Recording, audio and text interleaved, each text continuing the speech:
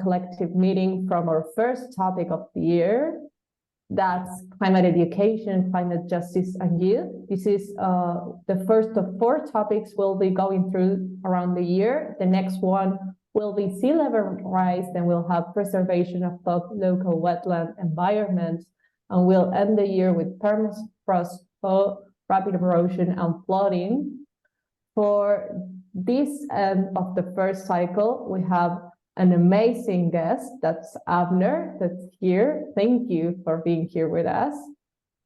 Most people already know this, but I'll make just a quick recap. This is a climate collective meeting where we learn from guest speakers from around the world how to get inspired by new ideas.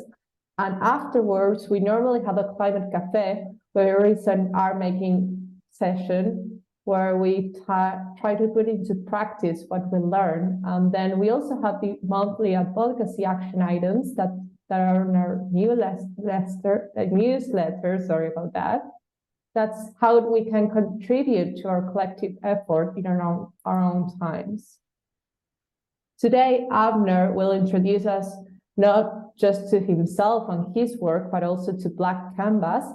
I don't want to get too much into that, so no spoilers here, but it'll be based on how to better support ways of nurturing and empowering young artists and leaders through climate action or towards climate action. For those who don't know Abner, he is a Filipino activist, storyteller, performance maker, cultural worker, arts educator, eco-healer, and multi-artist collector. And founding leader, artistic director of Black Canvas. Black Canvas is a multi-artist collective empowering marginalized communities, nurturing care culture, global justice, and ecological healing. You can all see also the bio of Abner in his own website and the website of Black Canvas, so I don't want to take too much time out of this, but just I think the most important message is that he lives to liberate the world through embodied post-human, queer, ecofeminist, and intersectional perspectives. So, Abner, I promised you I wouldn't be much past the 5 minutes, so I'll stop sharing and I'll give you the scene that we came here to hear you, not me talking, so please. Thank you so much, Saul. Thank you so much. Mabuhay, everyone. Mabuhay means to live in the Philippines. And I'm sure more people are still gonna come in.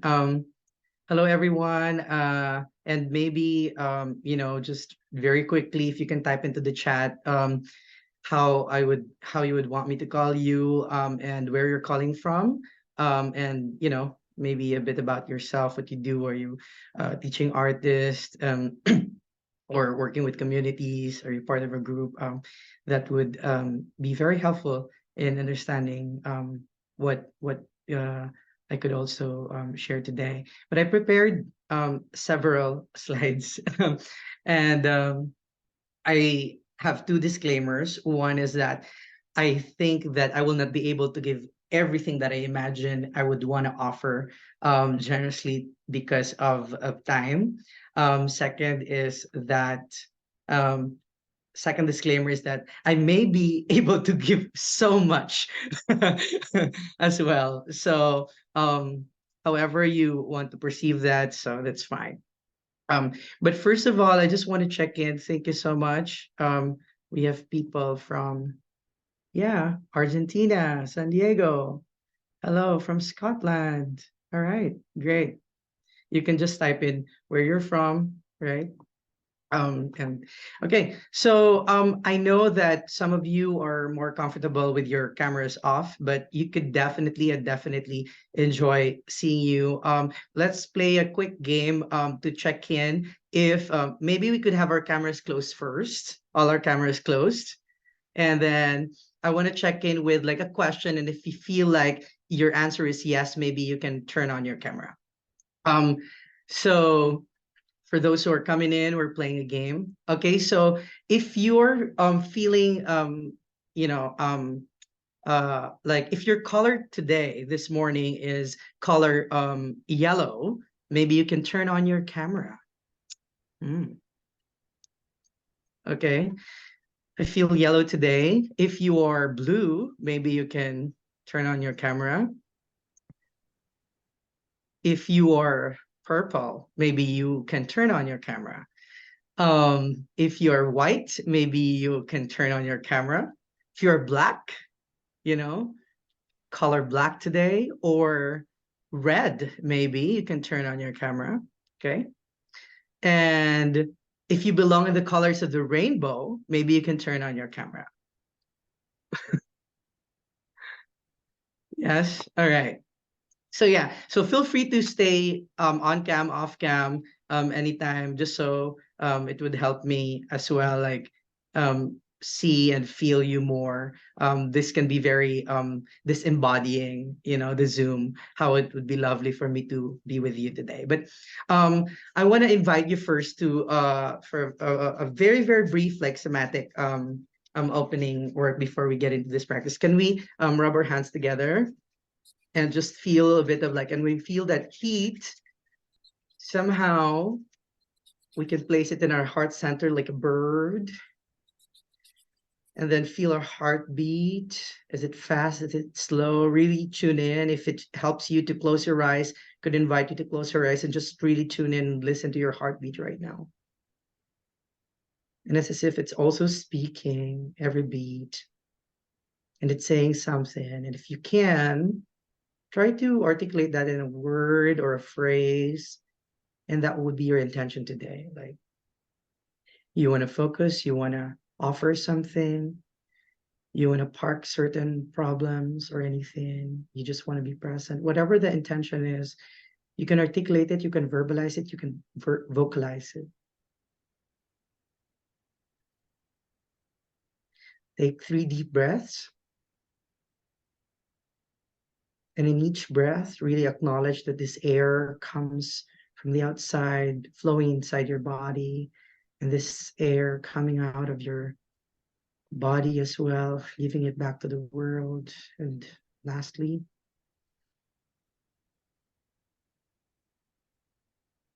and now you may open your eyes and get back into this circle. We are here in this moment right now, just here. Nothing matters right now other than this.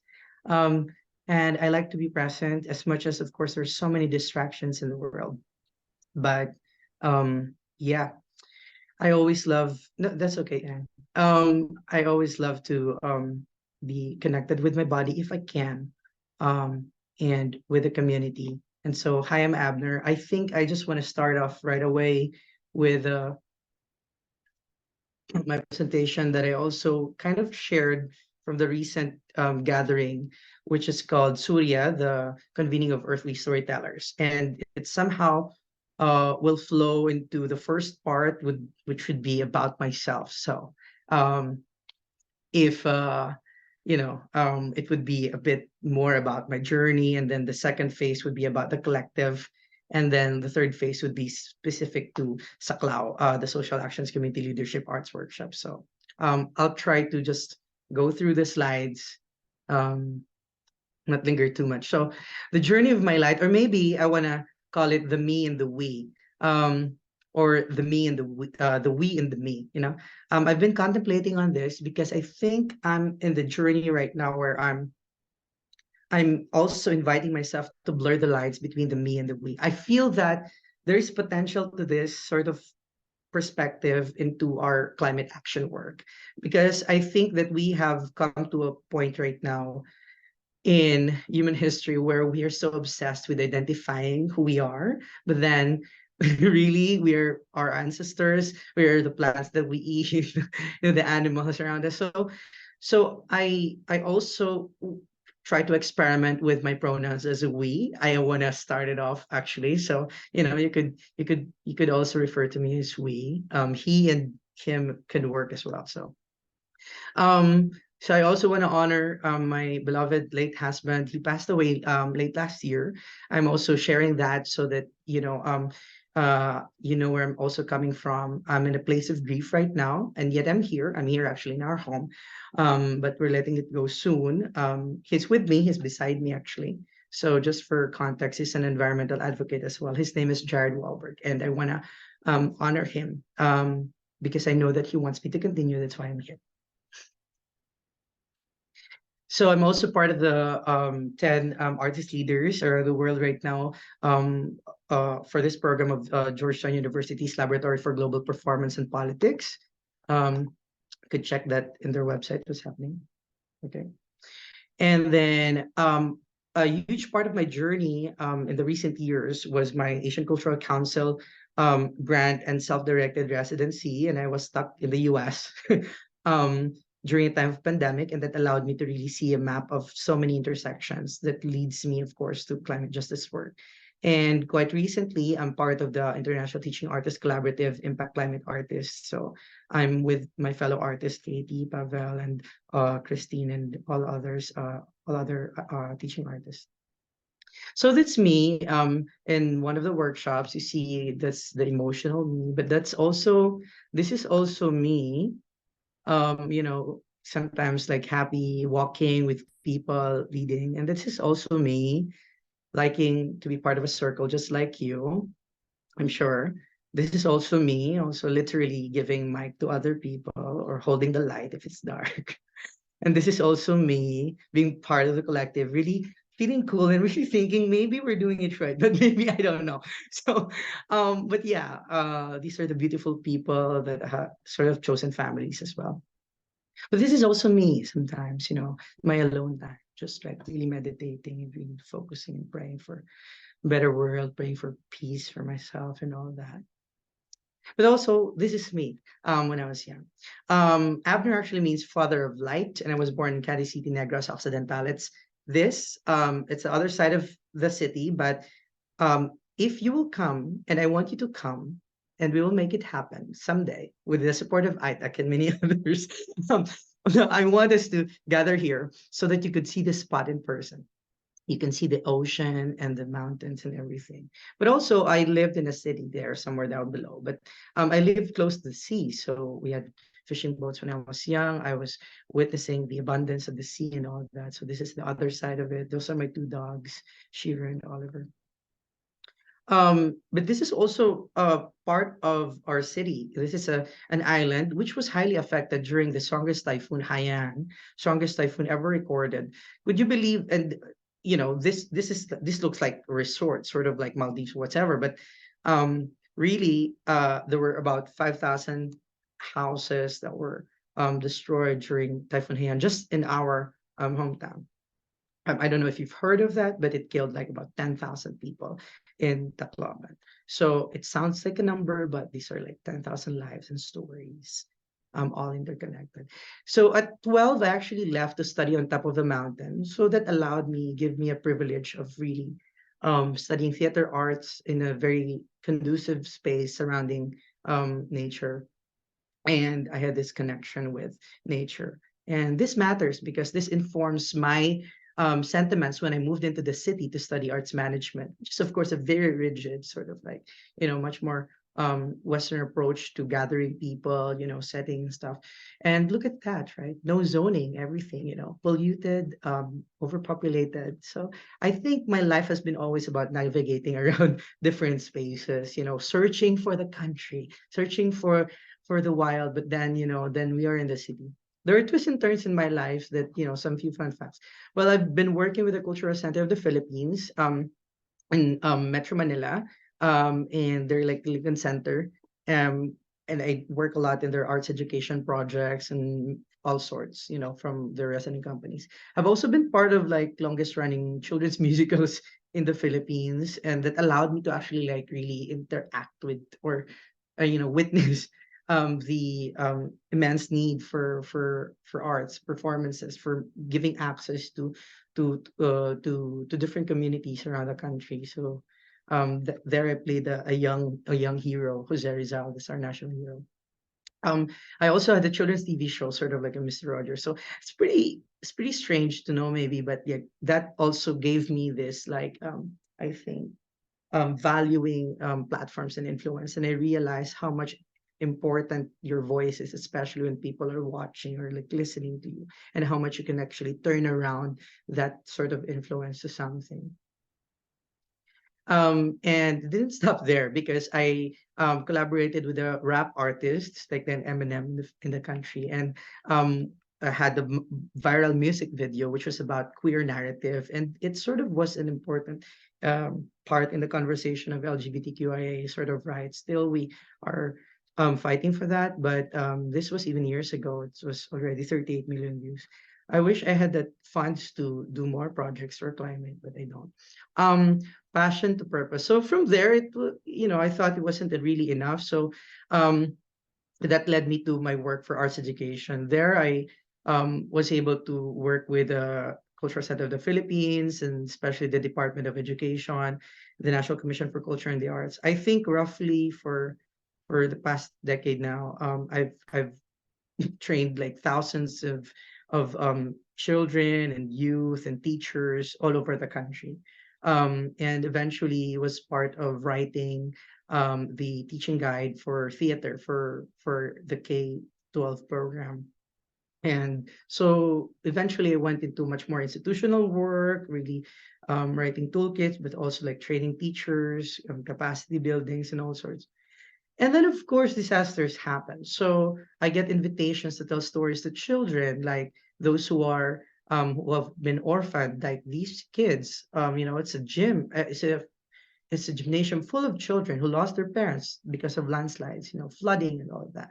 These are up there children that are like jumping. We're giving them shoes, slippers, because they lost their slippers. This was Typhoon Haiyan. Look at those. That's their school. The roof is out, everything. So many cities have been sort of erased during that time.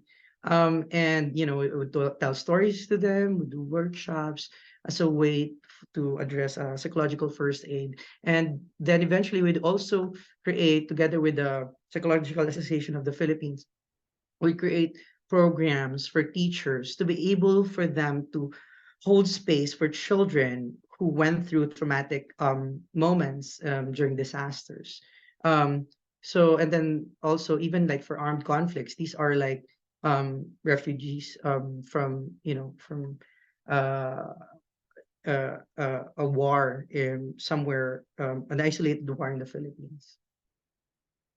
So it's a lot. Like when you're confronted with that, it's not enough for you to be continuing doing your work, your art, and everything, right? It doesn't make sense because so many people need something. And then you witness how art changes people and communities. And then you get into the many other aspects, other social political concerns, such as, indigenous people, like, fighting for their home and their land. I'm telling stories to these indigenous people, children, in fact, or children whose parents are in prison, addressing, those needs, or, also sharing stories to children who are, in vulnerable places for disasters, earthquakes, typhoons, etc. Um, so, so really that informs my zeitgeist, my perspectives that allowed me to be more obsessed with collaboration. I need to know maybe a little more. So I had the opportunity to work with like Asian artists as well, and work with very touchy topics about war. This was in Japan. There's this Asian Performing Arts Forum, really redefining the role of uh, uh, aesthetics in Asia in terms of art making. This allowed me as well to really find my artistic language in creating my solo performances. This was Weight of Words. This is devised work um, on the web of bullying, the power of the power of words. So this was my response to the time when we had a very misogynist and just so many crimes around the country. It's tough. How do you continue? And then you see so many bullies and leaders around the world, right? So the way I do it is I want to be strategic and also save myself. I create a performance that would engage people, would gather psychologists, have interactions with people. And then sometimes I would also like produce like children's festivals for children's rights, so that because children, they don't give time to children. So so I always stick with that. Everything I do, I think, is really comes from a questions like what does a child need right now in this time. It's always about that. So I would collaborate with different artists, dancers, shadow play artists, musicians, and would hold festivals and create stories. I would also devise works with the youth, and create recyclable costumes and all that, and devise with them about their voices for climate action. So this is Climate Changers. It's a sci-fi sort of um, sarcastic, what's it called, like satire on about a theater company who's trying to rehearse a play, but suddenly Mother Earth is missing, and there's lack of power, the flooding outside, and everything. So um yeah, that was it. We were devising them. These are their thoughts: love, responsibility, justice. So they thought heroes would save the world, and then the actors couldn't even remember their lines, so they couldn't finish the play. um so just connecting the dots, bridging the gaps of many things there. I also want to continue here. I was in New York during the time of the lockdown. Actually, no, I was in Chicago. I just left New York and set to my Asian Cultural Council grant at an important point in my life. These are some of my fellows for Asian Cultural Council. And they're like really my questions from physical theater shifted to, um, like what are the spaces now? So I found a refuge and a home in the environment, in nature, and I've always been in fact like that.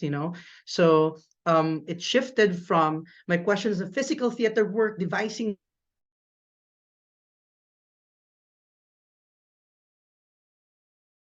practice, and that's why I think I was interested with physical theater work. I also witnessed, of course, the uprisings in the other side of the world. I thought, what would it be like seeing how a powerful country respond to the most probably challenging times? And meanwhile, in the Philippines, while protests are happening here in the Philippines, jeepney drivers are asking,